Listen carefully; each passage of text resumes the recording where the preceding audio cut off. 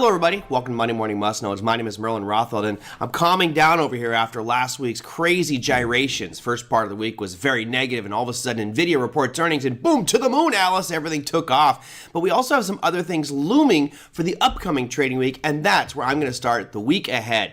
We'll start off with a very difficult topic. That's right, the debt ceiling. We keep hearing grumblings about, we're starting to reach an agreement. There's a deal in the making. It's starting to shape up. But bottom line is, it's still chaos over on Capitol Hill, and they're now throwing jabs back and forth, and one party wants this, one party wants the other thing.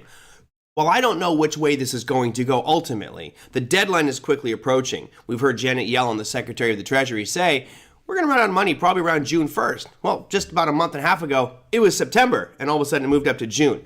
So we're coming up to this deadline where the government needs to make some very, very important decisions about keeping the economy going. Do we raise that debt ceiling and allow us to spend more money to stimulate the economy and keep it going? Or do we start doing cuts and bring down those components of the economy which might foster growth? So it's just walking this tightrope. What is certain is if we don't come to an agreement, and I say we like I have something to do with it, if our politicians don't come to an agreement, then we will see a lot more volatility going forward. And looming in the background there is this uncertainty of a default. If we have a default on our debt, that could create monstrous moves in the market. So let's just say this, for the next couple weeks, until there is some agreement, be very cautious. Might want to scale back on your positions because the volatility is going to be very, very pronounced for the debt ceiling negotiations happening this week and possibly even next week. All right, next, let's talk about earnings. We usually start off with that, but I thought the debt ceiling is probably a better way to go to start things off. Our earnings calendar is rather light. 380 companies reporting this week, and it really is extremely light, I have to say, but there are some big names. Let's start things off on Tuesday. You've got Hewlett-Packard. On Wednesday, you've got Salesforce, Viva Systems, Network Appliances, or NTAP, and Nordstrom's reporting earnings. And then the biggest day of the week is going to be on Thursday. You've got Lululemon, you have Macy's, Broadcom, Five Below, Dollar General, Dell Computers, and Hormel Foods reporting earnings, and that, my friends, is it. There's really nothing happening on that Friday session. There's a bunch of international companies, but we don't really see them active, and their earnings announcements are very sporadic. They don't come out with a definitive time, so I usually don't post those ones.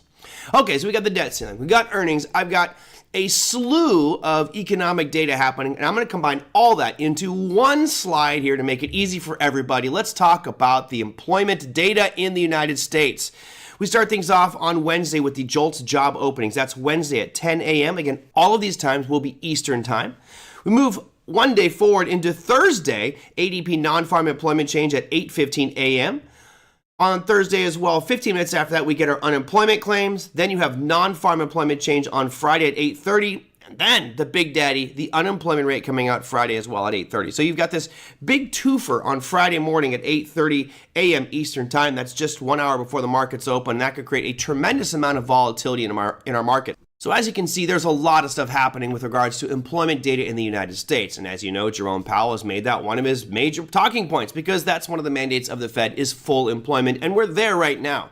However, with all the layoffs going on, the innovations with the AI, and maybe some job replacement, these numbers may start to move up in the near future. I don't expect it on this week's announcements, but maybe in the next 3, 4, 5 months, we'll start to see these numbers tick up and unemployment number starts to surge, more people looking for work because they're out of work, and that could create some problems for our economy, but we have to worry about that a little bit later down the road. However, that said, when these announcements come out, there will be some action, particularly that Friday morning announcement at 8:30 Eastern Time, 1 hour before the markets open. That, my friends, is your Monday Morning Must Knows. We'll see you next week.